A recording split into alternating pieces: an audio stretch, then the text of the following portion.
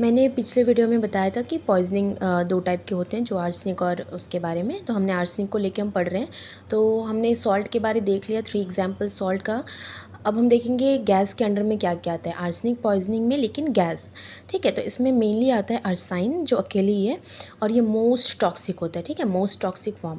इसका ऑर्डर हमें याद रखना है, गार्लिक, लहसुन की खुशबू ये देता है, ठीक है? आगे हम देखते हैं टाइप ऑफ पॉइज़निंग। ये 3 टाइप्स के पॉइज़निंग कॉज़ करता है, एक फुलमिनेंट, एक एक्यूट और एक क्रॉनिक। जो फुलमिनेंट होता है वो टेक्स मैसिव डोज। अगर हम बहुत अधिक डोज हम इसको कंज्यूम करें तो ये फुलमिनेंट पॉइज़निंग देखने को मिलता है, जिससे कार्डियोवास्कुलर कोलैप्स होता है और फाइनली डेथ हो जाती है।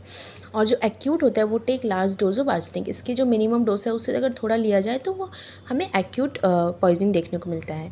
और क्रॉनिक क्या होता है कि take small doses over long period. अगर कोई इंसान थोड़ा थोड़ा करके बहुत काफ़ी दिन, काफ़ी लंबे टाइम से ले रहा हो तो वो क्रॉनिक पॉइजनिंग कॉज करेगा, ठीक है? तो यहाँ हम देखेंगे फिर एक्यूट आर्सेनिक पॉइजनिंग के बारे में। एक्यूट आर्सेनिक पॉइजनिंग का एक फैटल डोज होता है लिमिट, जिसके मतलब फैटल डोज का मतलब होता है कि जितना अमाउंट कंज्यूम करने पे इंसान का डेथ हो जाए, तो वो होता है 100 to 200 mg। याद रखना, इंपॉर्टेंट क्वेश्चन आ सकता है वाइवा में, जो एक्यूट आर्सेनिक पॉइजनिंग का फैटल डोज कितना है। फैटल डोज फिर याद रखने के लिए 100 to 200 mg। और ये क्या क्या कॉज कर सकता है टाइप्स, गैस्ट्रोएंटेरिक कर सकता है, नेक्स्ट होता है नार्कोटिक, ठीक है? तो गैस्ट्रोएंटेरिक में ये क्या प्रोफ्यूज्ड डायरिया कर सकता है, डायरिया कोज्ड हो सकता है इससे। दूसरा हो सकता है हेमरेजिक गैस्ट्राइटिस। और अगर नार्कोटिक में देखें तो ये इफेक्ट सीएनएस इफेक्ट कर सकता है, न्यूरोलॉजिकल डिस्टर्बेंस भी कर सकता है, जिसके कारण फाइनल डेथ हो जाता है। अब acute arsenic poisoning versus cholera में डिफरेंस क्या है, ठीक है? क्योंकि हमने देखा कि एक्यूट आर्सेनिक पॉइजनिंग में जो सिम्टम है उसमें डायरिया हो रहा है, और कोलेरा भी वन टाइप ऑफ डायरिया है। तो इन दोनों में डिफरेंस क्या होता है? तो क्लिनिकल फीचर अगर हम देखेंगे तो आर्सेनिक पॉइजन में थ्रोट पेन होगा, उसके बाद वॉमिटिंग होगा, देन लूज स्टूल पास होगा। तो और कोलेरा में अगर हम देखें तो पहले लूज स्टूल होगा, then vomiting, then throat pain, एकदम एग्जैक्ट उसका ऑपोजिट, ठीक है?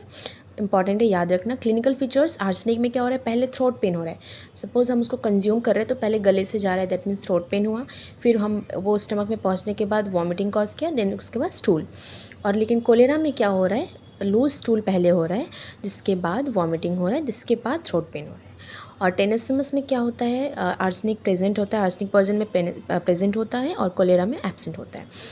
ऑटोप्सी फाइंडिंग में हमें आर्सेनिक पॉइजन में क्या देखने को मिलेगा, रेड वेलवेटी स्टमक, और कोलेरा में कुछ नहीं मिलेगा।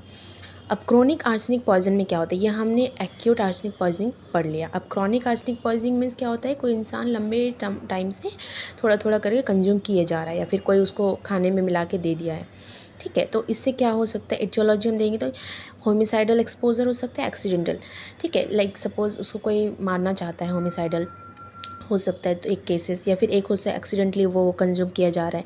तो एक्सीडेंटल वाले को कहाँ देखने को मिलेगा एक्सपोजर, एक तो हो सकता है ऑक्यूपेशनल में वगैरह ऐसे काम करता है जहाँ पे उसको आर्सेनिक के साथ उसको मतलब आर्सेनिक के वो एक्सपोज में आ रहा हो। दूसरा हो सकता है हाइड्रो आर्सेनिक, ठीक है? अब आते हैं क्लिनिकल फीचर्स। क्लिनिकल फीचर्स में हमें क्या देखने को मिलेगा, स्टेजेस ऑफ प्रेजेंटेशन। सबसे पहले ये जीआईटी में कॉज कर सकता है, स्किन में, न्यूरोलॉजिकल में, या न्यूरोमस्क्यूलर में, ठीक है? ये 4 अलग अलग जगहों पे हमें इसका साइन सिम्टम्स देखने को मिलेगा आर्सेनिक पॉइजनिंग का, ठीक है? किस केस में, क्रॉनिक आर्सेनिक पॉइजनिंग में। तो अगर हम देखते हैं इसका